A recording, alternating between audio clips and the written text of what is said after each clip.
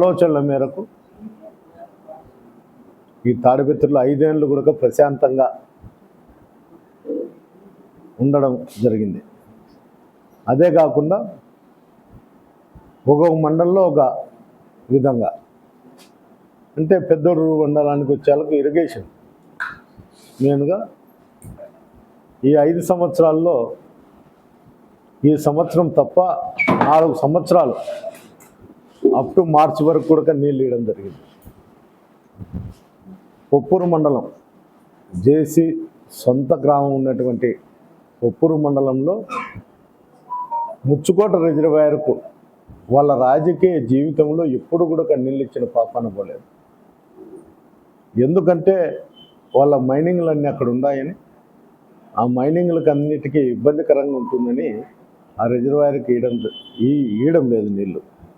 మేము వచ్చిన తర్వాతనే 5 సంవత్సరాలు ఈ 4.5 సంవత్సరం కూడా ఆ రిజర్వాయర్కి నీళ్ళు ఇవ్వడం కానీ, చాగళ్ళకు కానీ, పెండేకళ్ళకు కానీ నీళ్ళు ఇవ్వడం జరిగి ప్రతి రైతుకు కూడా ఆర్థిక భారం పడుకోకుండా, ఒకవేళ నీళ్ళు లేకపోతే గ్రౌండ్ వాటర్లో వాళ్ళు బోర్లు వేసుకొని చాలా ఇబ్బందులు గురవుతున్నారు.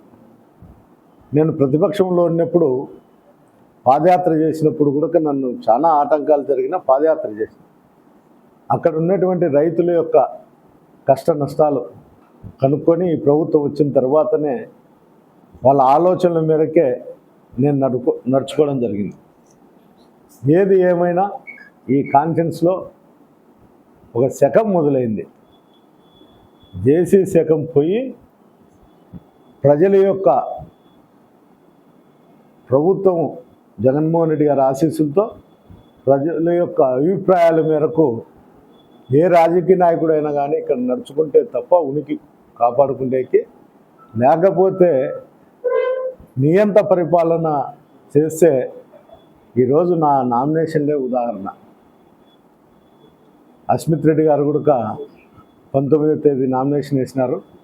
ప్రజలు కూడా దాన్ని చూపించినారు.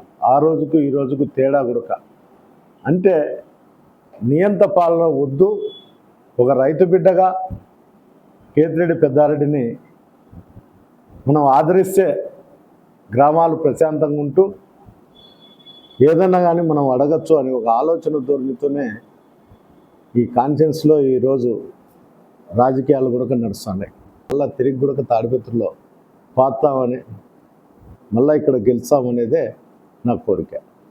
అందువల్ల ప్రతి కార్యకర్త, ప్రతి నాయకుడు ఇక్కడ ఎప్పుడు రేపు నెల 13వ తారీఖు వస్తుంది, జేసీ సోదరుల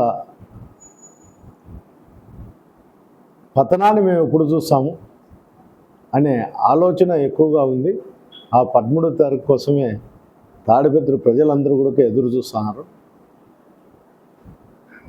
పథకాలు ఈ ప్రభుత్వం నుండి వచ్చినటువంటి మన ముఖ్యమంత్రి గారు ఇచ్చినటువంటి పథకాలు ఇక్కడ మేము కూడా ప్రజల ఆలోచన ప్రకారం నడుచుకుంటున్నందువల్ల మాకు కూడా ఆదరాభిమానాలు పెరిగినాయి. ఖచ్చితంగా వైఎస్ఆర్సీపీ జెండా ఎగరేస్తామని కూడా మరోసారి ముందు